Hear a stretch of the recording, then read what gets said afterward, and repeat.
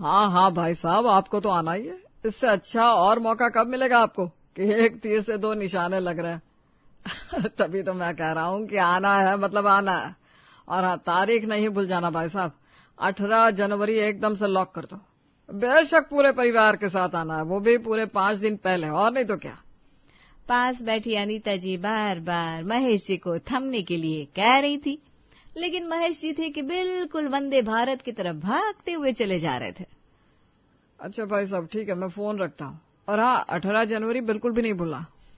लो जी, ये हो गई आज आगरा वाले भाई साहब से बात। अब लगाता हूँ सूरत वाली भाभी जी को फोन।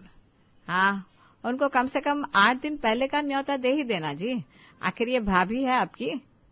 अरे तुम भी ना अनीता, कितनी चिढ़ती हो मेरे घर वालों से। अरे हमारी शादी को 32 साल से ज्यादा हो गया, लेकिन तुम औरतों का कुछ नहीं हो सकता। अच्छा, और आने के बाद उनकी खातिरदारी भी तो करनी होती है, तब तुमको दुकान और तुम्हारे बेटों को अपना ऑफिस याद आ जाता है। हा? इतने सालों से मैं ही तो करती आई हूँ। और मेरा कुछ भी नहीं मम्मी, मैं नहीं कराती थी आपकी हेल्प। अरे आ गई मेरी बिटिया, आजा आजा। अरे अब तो तू पराई हो गई, अब तो मैं ही अकेली हूँ ना। बस कुछ दिन की बात है मम्मी, फिर तो घर में रौनक ही रौनक होगी। वो तो है बेटा। तभी अनीता जी के फोन की घंटी बज उठती है। लो जी, मेरी बहन का फोन भी आ गया। हाँ जी जी, अब और कितना इंतजार कराओगी, जल्दी से आ जाओ। और अब की बार तो डबल शॉपिंग करनी है, तो समय भी दुगना ही लगेगा। हाँ, 15 दिन पहले आ जाना। लो कर लो बात, अपनी बहन को 15 दिन पहले का न्योता, अपना क्या भैया, चलते हैं दुकान। अब आप भी सोच में पड़ गए ना, आखिर मिश्रा सदन में हर काम डबल क्यों हो रहा है, तो इसके पीछे का खास कारण मैं बताऊंगी नहीं, आप खुद ही जान लो। धीरे धीरे करते वो दिन भी आ जाता है जिसका महेश जी और अनीता जी को महीनों से इंतजार था। लो अनीता, हम तो आ गए, अब बताओ क्या क्या काम रह गया है तुम्हारा। बड़ी ही जल्दी आ गई हो जीजी आप, अब हम नहीं आएंगे मिन्नी की शादी में। हाँ अच्छा, ऐसी बात है क्या? और नहीं तो क्या, राहुल की शादी में पूरे 20 दिन पहले पहुंच गए थे हम। अच्छा आओ बैठो, चलो देखो क्या क्या होना है। मम्मी मेरी सहरा कहाँ है? तभी कपिल भी वहां आता है। ये देखो मम्मी, कैसा लग रहा है? अरे ये मेरा है भाई। अरे आपकी जो चीज है वो मेरी भी तो है भैया। अरे अब तो बड़ा हो जा। क्या मम्मी, आपको कितनी बार कहा था कि इसका बाल विवाह ना कराओ। अरे बेटा, पिताजी तुम्हारे पक्के बनिया आदमी है। जब एक दावत में 2 दहेज मिल जाए तो 2 बार खर्च क्यों करना। हाँ, इसी इंतजार में मैं पूरा 30 का हो गया। जुबान बड़ी कड़वी है आपकी भाई साहब, वाकई में मानना पड़ेगा। अब धीरे धीरे वो दिन भी आ गया है जब दोनों दुल्हे राजा अपनी अपनी दुल्हनियां ब्याहने चल देते हैं। अब तो आप समझ ही गए ना क्यों बार बार डबल की बात हो रही है, क्योंकि महेश जी ने अपने दोनों बेटों को एक ही मंडप में ब्याहने का सोच लिया था, जिससे खर्चा आधा फायदा डबल। ननद रानी खनक भी अपनी पायल खनकाते हुए वहां आती है। क्या कर रही है मेरी प्यारी दोनों भाभियां? आओ दीदी प्लीज बैठो ना। हाँ जी भाभी, और हमारी बड़ी भाभी नहीं दिख रही? मैं भी यही हूँ दीदी, बस जरा ब्रीफकेस सेट कर रही थी। लो जी दीदी आपका ये गिफ्ट। अरे हाँ भाभी, मैं तो बातों बातों में भूल ही गई दीदी का गिफ्ट, रुको मैं भी लाई। अरे नहीं नहीं, आप दोनों यहाँ मेरे पास बैठो, मुझे किसी से कुछ भी गिफ्ट नहीं चाहिए। मुझे आप दोनों जैसी प्यारी प्यारी भाभियां मिल गई, और क्या चाहिए मुझे। मैं कितनी लकी हूँ जो मुझे 2-2 भाभियां एक साथ दे दी ऊपर वाले ने। खनक के मुंह से ये सुनकर पारुल और स्मिता एक दूसरे की शक्ल देखने लगती है। अब आप तो समझ गए ना आखिर क्यों। अरे भाई सिंपल सी बात है, ननद को लेकर लोगों ने इतना हाइप जो मना रखा है, जैसे कि ननद कोई वैम्पायर हो और उसकी निगाह भाभी की हर एक चीज पर रहती है। इसी बीच में ऐसी सीधी ननद मिल जाए तो चौंकना तो बनता है। तभी खनक को उसकी प्यारी मम्मी यानी कि अनीता जी आवाज लगाती है। हाय मम्मी। इतना कहकर वो वहां से चली जाती है। भाभी, हम लोग सच में बहुत लकी हैं। हाँ स्मिता, तुमने बिल्कुल सही कहा यार, मैं तो खुद ही शॉक्ड हूँ यार। मेरी तो सारी दोस्त यही कहती थी, तेरी ननद से बचकर रहना, ननद हमेशा बड़ी खतरनाक होती है। सच में स्मिता, घर का सबसे खतरनाक प्राणी ही है जो एकदम गौ है, तो फिर टेंशन किस बात की। चलो भाई, हमारी तो मौज हो गई। एक साथ ब्याह कर आई बहुएं अभी तक घर में किसी के बारे में कुछ ज्यादा जानती नहीं थी। अगर जेठानी पहले आई होती तो वो देवरानी के लिए गृह युद्ध में एक सारथी की तरह काम करती। लेकिन यहाँ तो दोनों ही अज्ञानी है बस। चलिए आगे आगे देखते हैं होता है क्या। इधर शाम को स्मिता और पारुल रसोई में काम कर रही थी। स्मिता, तुम्हें पता है कि तोरई की सब्जी में यहाँ टमाटर पड़ेगा या नहीं? क्योंकि मेरे मायके में तो टमाटर डालकर बनाते हैं। मुझे कैसे पता होगा भाभी, आप मेरी जेठानी है, मैं पीछे पीछे आप आगे आगे। अच्छा बच्ची, ये बात है। चलो कोई ना, मैं जरा मम्मी जी से पूछ कर आती हूँ, क्योंकि तोरई, लौकी, टिंडे हर जगह लोग अपने अपने तरीके से बनाते हैं और मैं पहले ही दिन कोई कांड नहीं करना चाहती। मायके में जो कर रखे हैं। पारुल अपनी सास के कमरे की ओर रुख करती है और तभी वहां से कुछ आवाजें आ रही थी, जिसे सुनकर पारुल रुक जाती है। मम्मी, देना है तो यही दो ना, मुझे तो यही अच्छी लग रही है, वरना नहीं चाहिए। अरे खनक बेटा, तुझे बताया तो ये तेरी बड़ी भाभी की है, ऐसा कैसे तुझे दे दो? पलट कर जाती हुई पारुल अपना नाम सुनकर रुक गई। मम्मी जी, अगर बुरा ना मानो तो मैं अंदर आ जाऊं? अरे अरे भाभी जी, ऐसी क्या बात है, आप ही का घर है। अब मैं तो 5 साल पहले ही पढ़ाई हो गई हूँ। वो मम्मी जी, मैं ना तोरई की सब्जी पूछने आई थी, लेकिन आप दीदी से कुछ मेरे बारे में कह रही थी। नहीं नहीं भाभी, कोई बात नहीं है। नहीं, लेकिन मैंने सुन लिया आपको कुछ पसंद आया है जो मम्मी जी ने मेरे लिए लिया है शायद। हाँ पारुल बेटा, अब तू इस घर की बहू है, अब तुझसे क्या ही छिपाना। ये तेरे लिए एक अंगूठी ली थी जो इसे बड़ी ही पसंद आई है। अब मैं से वही समझा रही थी कि क्या मम्मी जी आप भी? अरे दीदी मेरी इकलौती ननद है और ऐसी ननद आज के टाइम में चिराग लेकर ढूंढने से भी नहीं मिलेगी। आप ये प्लीज दीदी को दे दो। तभी स्मिता भी पीछे से आती है। भाभी अब कहाँ रह गई? वो कढ़ाई में तेल बहुत तेज गर्म हो गया तो मैं बंद करके आ गई। चलो सब्जी बनानी है ना। अरे मैं तो भूल ही गई। स्मिता, तुम गैस बंद करके आई ना, ये सही किया। तुम ही देखो, ये दीदी मेरी बात ही नहीं सुन रही है, शायद तुम्हारी बात मान ले। क्या हुआ दीदी, क्या कह रही हैं भाभी? अरे कुछ भी नहीं भाभी, आप दोनों भी ना। अरे अब ये तो बताएंगी नहीं। बात यह है कि इनको पसंद आई है मेरी ये रिंग जो मम्मी जी ने मेरे लिए ली थी, और अब ये मना कर रही है और मैं इनको दे रही हूँ। वैसे मुझे पसंद तो छोटी भाभी के इयररिंग्स भी आए थे, लेकिन मुझे किसी से कुछ नहीं लेना, प्लीज आप लोग जिद ना करो। अब लगता है आप लोग धीरे धीरे समझ गए होंगे ना। फिर क्या, बस दोनों भाभियां जबरदस्ती अपनी प्यारी सी, भोली सी, सीधी सी ननद को रिंग और इयररिंग्स देकर ही मानती हैं। हाँ, आप दोनों कितने अच्छे हो सच में। अरे हमसे अच्छी तो आप हैं। अरे हमसे अच्छी तो आप हैं। इतना कहकर खनक दोनों भाभियों को गले लगा लेती है और ननद रानी एक तीर से 2 निशाने मार देती है। कुछ ही दिनों बाद सब लोग डिनर पर जाने की तैयारी कर रहे थे। अरे अब तुम लोग भी ना हर जगह जाने में लेट कर देते हो। बेटा कपिल, सौरभ, जल्दी से रेडी हो जाओ। तभी पारुल और स्मिता भी रेडी होकर वहां आते हैं। देखिए मम्मी जी कैसी लग रही हूँ? और मैं भी मम्मी जी। अरे मेरी दोनों बेटियां बड़ी सुंदर लग रही हैं। तभी खनक और उसके पति मोहित भी वहां आते हैं।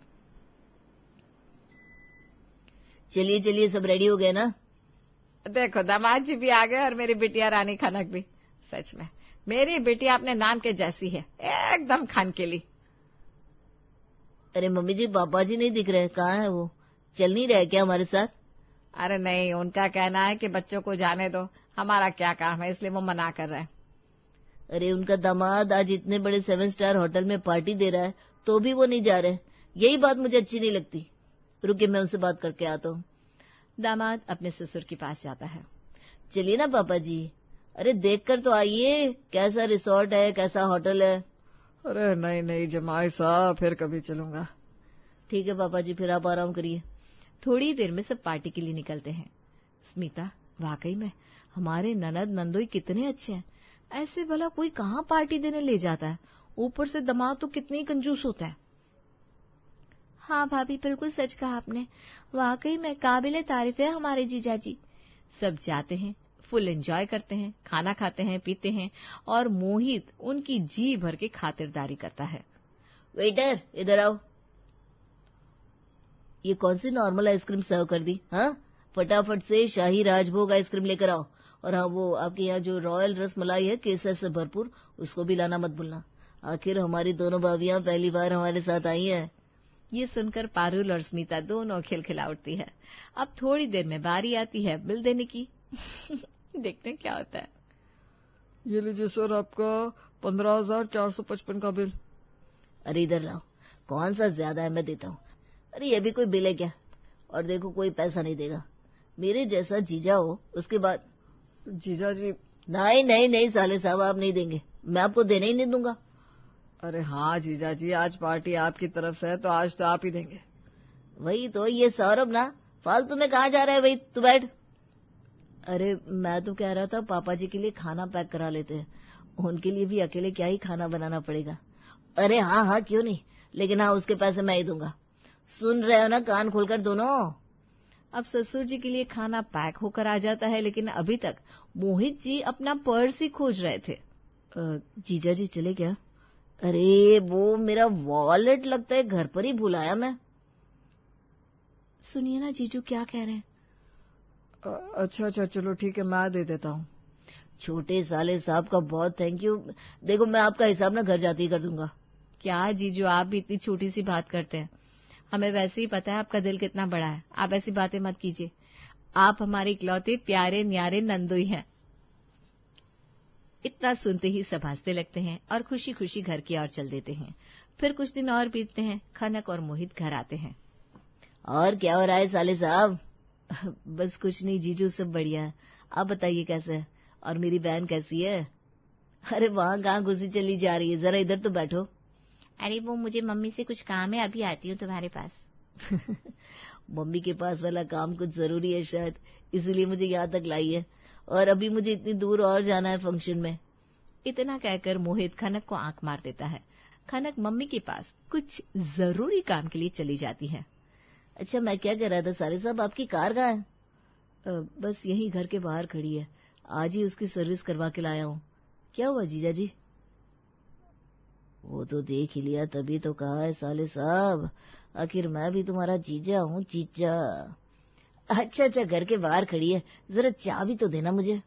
हाँ ये रही चाबी, लाओ जरा। मुझे ना आज बड़ी दूर जाना है और मेरी गाड़ी आज कुछ गड़बड़ लग रही है। बिल्कुल ले जाओ, लेकिन जीजा जी उसमें आपको पेट्रोल डलवाना पड़ेगा, क्योंकि अभी ज्यादा दूर तक नहीं लिया होगा। अरे ये भी कोई कहने वाली बात है भला, मैं टंकी फुल करवा के रख दूंगा, तुम चिंता क्यों करते हो सौरभ बाबू। अब दामाद और बिटिया रानी गाड़ी लेकर निकल जाते हैं और अगले दिन तक देने भी नहीं आते। और जब गाड़ी की जरूरत पड़ती है, भैया अपनी गाड़ी कहाँ है, मुझे कहीं दिख नहीं रही है, पापा को डॉक्टर के पास लेकर जाना है। अरे जीजा जी गाड़ी देने आए ही नहीं, कल मैं तो भूल ही गया, शिट।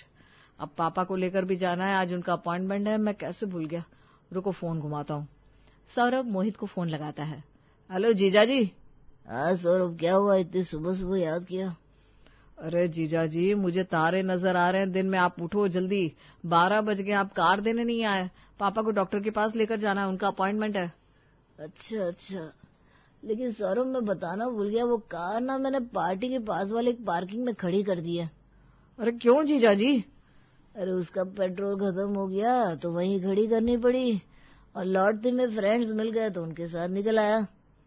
अरे लेकिन जीजू आपको बोला था ना पेट्रोल कम होगा गाड़ी में, तो आपको जाते ही डलवा लेना चाहिए था, आप क्या करेंगे अब?